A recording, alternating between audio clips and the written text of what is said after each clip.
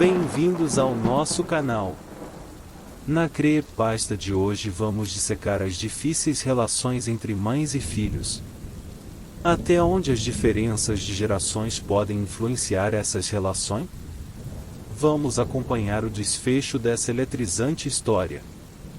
Não se esqueça de se inscrever no nosso canal e ativar as notificações para receber os próximos vídeos. Não se esqueça também de deixar seus comentários e compartilhar essas histórias com seus amigos. Pegue sua batatinha frita e seu copo de suco de acerola e vamos desvendar juntos essa história empolgante. Vamos juntos pela escuridão. Ela girou a chave na fechadura do quarto de Melinda e abriu a porta. Ligando a luz, ela mostrou a Melinda o pequeno quarto exótico. Melinda pensou que parecia como entrar no passado. Ela podia jurar que esse quarto teria parecido moderno no começo dos anos 50, no mínimo. Pensando bem, poderia ser todo o resto desse lugar, ela pensou. Sem serviço de internet, sem computador, a sineta antiga. E essas revistas, elas pareciam novas, mas... Esse pensamento foi interrompido quando a vovó pôs a chave na cabeceira e começou com as instruções. Agora, o banheiro está no final deste corredor. Você compartilhará com o andar inteiro, então por favor, tenha isso em mente se precisar ir. Há um esquema do chuveiro na porta também. Primeiro a chegar, primeiro a se servir. Só adicione seu nome na primeira linha disponível e essa é a ordem em que os banhos estão. Eu não me preocuparia se fosse você, todavia. Tenho certeza que será a primeira linha. Eu acordo pontualmente às 6 horas e faço o café da manhã, mas deixa na hora em que estiver pronta e eu prepararei alguma coisa para você. Oh, e uma última coisa, minha querida. Eu aconselharia fortemente a não sair da casa até o sol raiar. Nunca se sabe o que poderia acontecer lá fora, no escuro. É claro, ela respondeu. Eu nunca iria lá fora no escuro se não precisasse. Ela parou com essa carreira de pensamentos bem no começo. Depois de alguns minutos, estava sozinha. Sozinha, sem nada para vestir. E nada para tomar banho, escovar os dentes, ou pentear o cabelo de manhã. Ela sentou na cama e olhou pela janela, que dava para frente. Seu carro permanecia onde ela o havia deixado, a única coisa em milhas de distância que parecia pertencer ao seu mundo. E um caro e enorme peso até eu poder me comunicar com alguém, ela pensou amargamente. Apesar do aconchego do quarto, ela se sentiu indisposta a levantar e apagar a luz. De alguma forma, o pensamento de ir dormir nesse quartinho retrógrado pareceu inconcebível. Então, ao invés de dormir, continuou sentada, olhando fixamente para fora da janela. Uma figura em preto se destacou das sombras das árvores e fez seu caminho até o carro. Que diabos! Ela saltou e correu até a janela. A figura era alta, e parecia estar vestindo uma capa feita da noite. Ela viu como se seu braço estivesse estendido. Em sua mão estava um punhal longo e denteado. Ele arrastou o punhal através do lado do carro, deixando uma longa marca de corte na pintura e no metal. Ei! Ela gritou. A figura continuou fincando a adaga. Ela estendeu a mão para abrir a janela. Não se moveu. Procurou por uma fechadura, mas não conseguia ver nenhuma. Ei! Ela gritou de novo. Dessa vez a figura levantou a cabeça. Ela podia ver a cintilação de 2 olhos embaixo do capuz. A figura levantou a adaga, lentamente, com determinação. Apontou diretamente para a face dela. Ela saltou da janela e correu até a porta. Um barulho do outro lado a deteve. Passos. passos arrastados e trêmulos. E chorando. O som de uma pessoa para que a tristeza profunda e apetecível é uma forma de vida. Sr. Norris. Ela esperou. De alguma forma, ela simplesmente sentiu que deveria deixar o velho homem passar antes que abrisse a porta.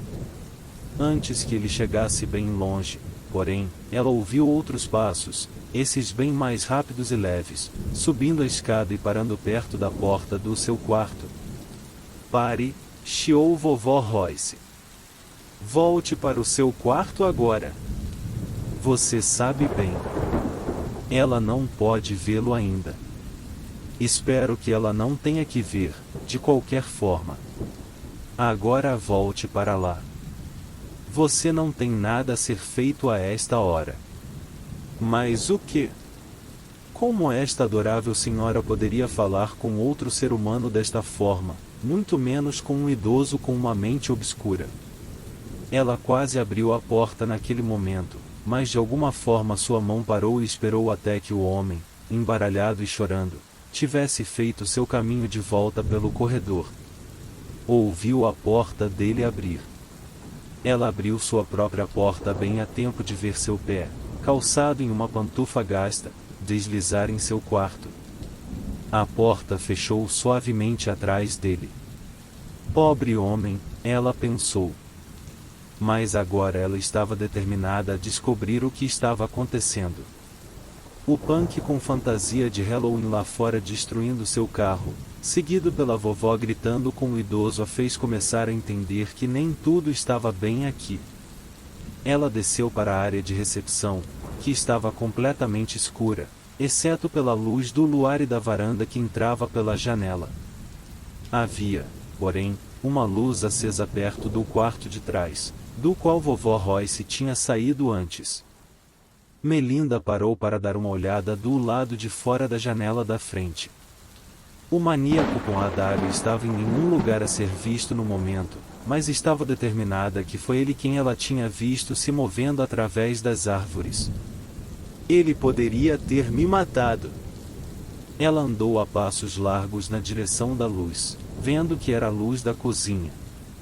Continuou, esperando encontrar vovó Royce ainda fazendo seja lá o que os estalajadeiros fazem durante as primeiras horas da madrugada. Ao invés disso, ela encontrou a vovó sentada com um homem jovem, cerca de 20 anos. Ele tinha cabelo escuro e a barba do pescoço por fazer. Estava usando uma camisa de veludo marrom escuro com uma calça caque, junto com um chapéu do tipo porqui. Parecia pronto para ir vender jornais em uma esquina nos anos 30. Ele estiava tomando chá discretamente enquanto a vovó o repreendia do outro lado da mesa. Agora isso foi uma coisa horrível de se dizer, ela disse. Quando eu tinha a sua idade, jovens homens moderavam suas maneiras. Isso é ridículo, falando sobre a minha idade, murmurou o jovem com um sorriso de escárnio. E quantos anos você tem? Você pelo menos se lembra? Calvin Davidson, você é um problema, jovem, ela sibilou de volta. Nenhum dos dois tinha notado Melinda ainda. Um dia desses você dirá algo que vai se arrepender. Oh, vamos lá, vovó, o que eu poderia dizer que tornaria as coisas ficarem piores do que já são? Perguntou Calvin, quero dizer, olhe para o velho Mr. Norris lá em cima. Ambos somos VEHM. Olá, senhorita. Eu não sabia que tínhamos mais alguém aqui. Ele tinha acabado de ver Melinda. Olá, ela disse. Ela teve a sensação de que entrou em uma velha discussão que os dois tiveram muitas vezes, e que não dizia respeito a ela. Seu medo e raiva foram esquecidos no momento. Calvin estava conversando com a vovó como uma criança mal-humorada, mas algo sobre o que eles estavam dizendo parecia errado. Posso ajudar, Melinda? Perguntou vovó Royce. Há algo de errado com seu quarto? Isso a trouxe de volta. Não, ela disse. O quarto está bom, Mas nada mais está. Digo, por que diabos você tem uma estalagem aqui, onde parece que ninguém nunca para? Porque a maioria dos quartos está cheio, mesmo quando o meu carro é o único lá fora. Porque eu ouvi você falando com Mr. Norris como se ele fosse um cão. E por que você gostaria de ter certeza que eu não ouvi? Ela não prosseguiu antes de Calvin interrompê-la. Céus, ela não está aqui nem por uma noite e consegue ver isso. Por que você deixou entrar, vovó? Por que você simplesmente não fecha a porta? Inferno, se eu pudesse derrubar aquela placa, não acha que eu teria feito até agora? Pombas. Asterisco sobrescrito 3. Dá aí algo que você não ouve muitos jovens dizerem, pensou Melinda. Ela decidiu ignorar Calvin no momento, pelo contrário.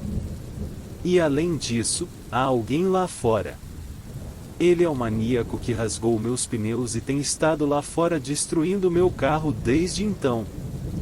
E você nem mesmo pode chamar a polícia. Vai me dizer que você nunca teve vândalos aqui antes? Houve uma longa pausa no quarto. Nem a vovó nem Calvin pareciam dispostos a rompê-la. Calvin coçou o pescoço. Pela primeira vez, Melinda notou um corte vermelho em sua garganta, meio escondido pelo colarinho. Parecia tanto uma cicatriz bem recente quanto uma ferida ligeiramente curada. Escute, senhorita, eu não sei o seu nome, ele disse finalmente.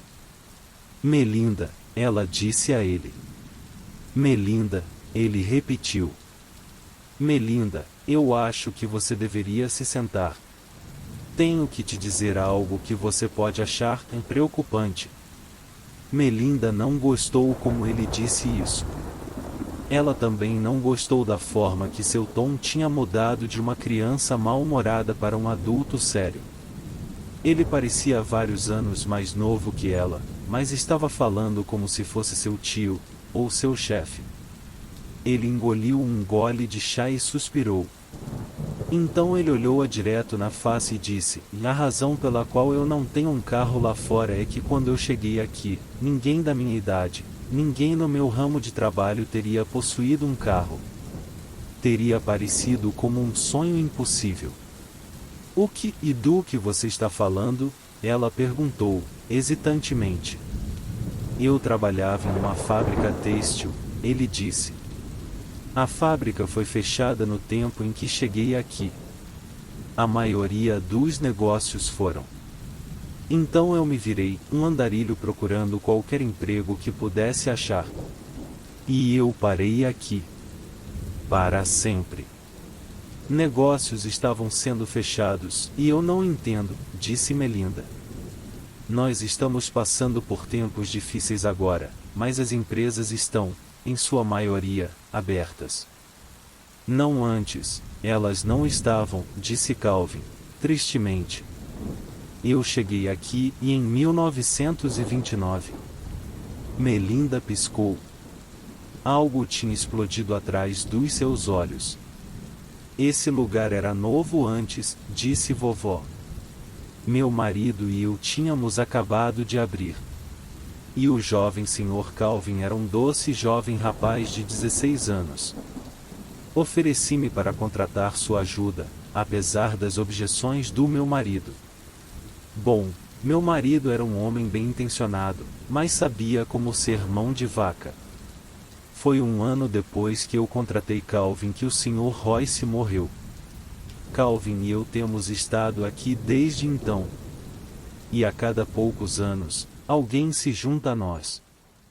Sim, Calvin interrompeu.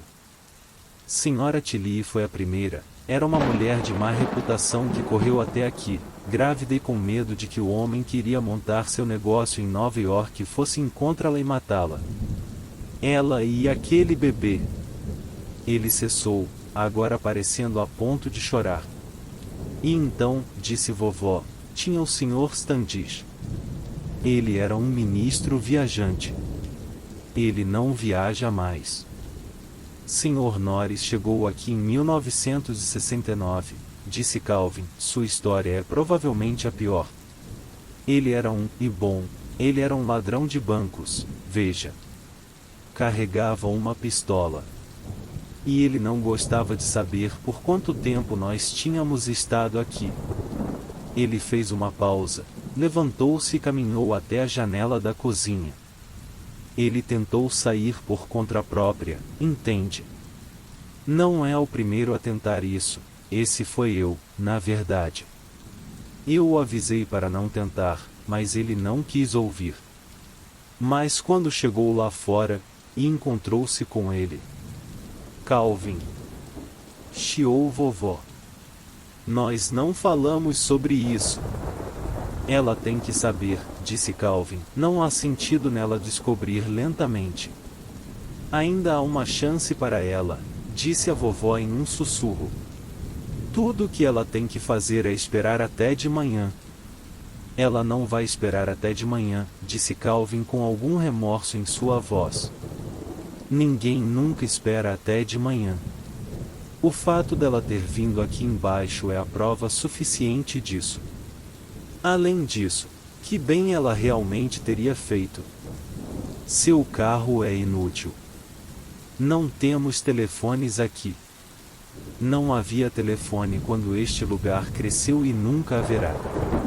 Você sabe disso. Ok, todo mundo, pare. Melinda gritou. Basta.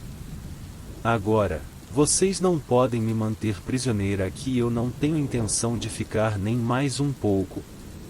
Apenas aquele maníaco empunhando a faca lá fora está me impedindo de correr até a estrada nesse minuto. Agora, eu preciso saber o que realmente está acontecendo aqui e preciso saber disso já. Nós estamos falando a você, Calvin disse. Vovó pode não querer que você saiba tudo, mas você precisa. Por que você não vai embora? Oh, não estamos tentando te manter prisioneira.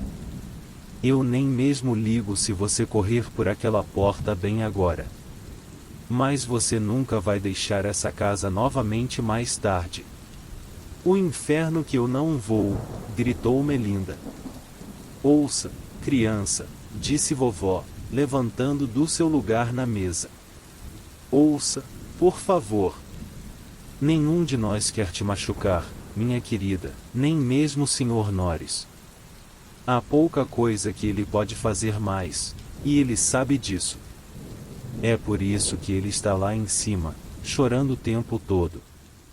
Mas estamos presos aqui, todos nós. Eu esperava que houvesse uma chance pela qual você correria pela manhã, mas Calvin está certo. Não há garantia que você esteja segura de manhã, de qualquer forma. Mas, que diabos tem de errado com este lugar? Disse Melinda, sufocando. Ela estava começando a desmoronar. Podia sentir as lágrimas emergindo dos olhos. Foi cerca de um mês depois que o Sr. Royce morreu, disse Calvin, quando ele veio. Ele estava usando aquele manto preto, comprido, carregando aquela adaga ridícula. O vi quando eu estava aparando os arbustos dos fundos. Eu o disse que ele precisava sair daqui, porque não gostava da sua aparência. Ele se moveu tão rápido que eu não o vi chegando. E ele me pegou. Daqui, Calvin tocou seu pescoço. Até aqui. Ele tocou seu abdômen inferior, do lado oposto ao corte no pescoço. Ele começou a tirar sua camisa. Melinda quase vomitou. Sob sua camisa, estava um corte feio, longo e profundo, e ainda estava vazando sangue. Ela podia ver ossos, músculos e intestinos se contorcendo daquela ruína destroçada. Eu morri naquela noite, disse Calvin. Mas então não morri. A próxima coisa que eu sabia foi que eu estava sendo arrastado para dentro da casa pela vovó, e quando acordei, eu quase a matei de susto. Ela estava certa de que eu tinha partido. A questão é, Eu tinha. Mas estava acordado.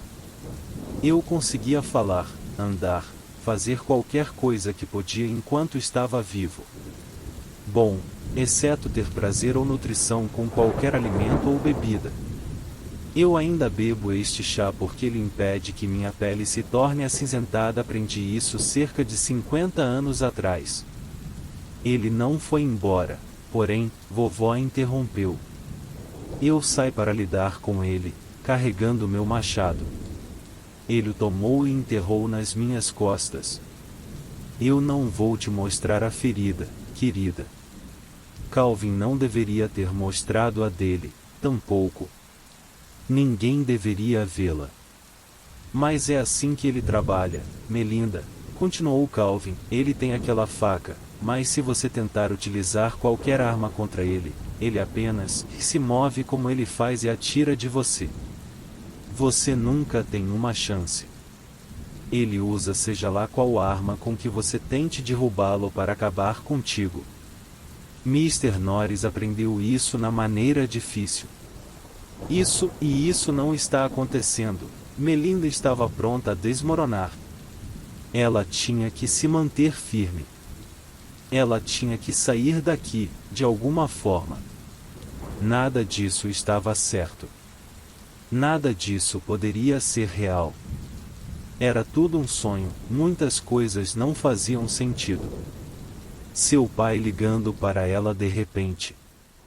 Ela saindo para encontrá-lo sem pensar duas vezes. Perder-se tão rapidamente, e de forma tão irreversível. Nenhum serviço de celular em qualquer lugar nesta estrada. Este lugar e tudo sobre ele. Ela estava sonhando, tinha que ser isso. Mas se fosse, ela iria sobreviver a esse sonho. Ela se virou e correu para as escadas. Sua bolsa ainda estava em seu quarto, mas ela iria pegá-la e partir. Já teve o suficiente. Vozes protestantes começaram a balbuciar atrás dela, mas ela não se importava nem um pouco. Mr. Norris estava esperando no topo das escadas. Ao contrário do que vovó Royce descreveu dele, ele não era tão velho assim. Não tinha mais do que cerca de 40 anos. Mas ela viu instantaneamente o que a vovó quis dizer com "não está tudo lá". A metade superior da cabeça do Sr. Norris parecia normal, como um homem razoavelmente atraente, com cabelo escuro salpicado com cinza aqui e ali. Seus olhos, de um verde claro, estavam úmidos com lágrimas frescas. A metade inferior do seu rosto era uma ruína de fragmentos de ossos, músculos destroçados e sangue. Muito sangue. O lado esquerdo do corpo estava igualmente destruído. Seus braços pendurados por alguns poucos tendões, o quadril estava justamente como seu rosto, uma confusão de osso e sangue. Ele manteve sua mão boa no corrimão enquanto cambaleava na direção dela. Atrás dele estava uma jovem mulher de sutiã e calcinha. Seu estômago foi aberto, e olhando para fora da ferida, com olhos brilhantes e inteligentes, estavam os restos mutilados de um bebê. Melinda se virou e fugiu para a porta da frente. Sua mão tinha acabado de se fechar na maçaneta quando Calvin correu até ela, colocando suas mãos congelantes sobre a dela. "Eles não vão te machucar", ele disse rapidamente. "Mas ele vai. Se você pisar lá fora por mais de alguns momentos, ele vai te matar, e vai doer. E continuará doendo. Para sempre. Depois de um tempo você aprende a lidar com a dor, mas ela nunca vai embora." Soluçando, ela fez a pergunta que teve medo de questionar desde chegou aqui. "Quem é ele?" "Não sabemos", disse vovó, por trás de Calvin. "Ele apenas chegou aqui, e não vai embora. Ele gosta de nos observar, e fazer coisas para nos incitar a sair de novo. Assim que alguém sai, ele lhes machuca mais. Mas não importa quantas vezes ele nos mate, nós não morremos. Acredite em mim quando eu digo, todos nós desejamos que pudéssemos. Melinda já tinha tido suficiente disso. Ela empurrou Calvin pro lado e abriu a porta. Ele estava em pé na varanda. A adaga estava estendida bem na frente dele, no nível do rosto. Melinda correu até ele em disparada. O punhal perfurou seu olho direito e sua ponta deslizou pelo meio, saindo do outro lado. Ela só conseguiu ver o sorridente rosto branco e puro do seu assassino, antes de tudo ficar preto. Algumas poucas horas depois, a casa irrompeu em gritos vindos do andar de cima, enquanto Melinda acordou em um mundo de dor, do tipo que ela nunca tinha conhecido. Esperamos que vocês tenham gostado dessas duas histórias de terror. Se você quiser mais conteúdo assustador, não deixe de se inscrever no nosso canal e ativar as notificações, para não perder nenhum vídeo novo. Agradecemos por assistir e esperamos vê-los novamente em breve. Até a próxima!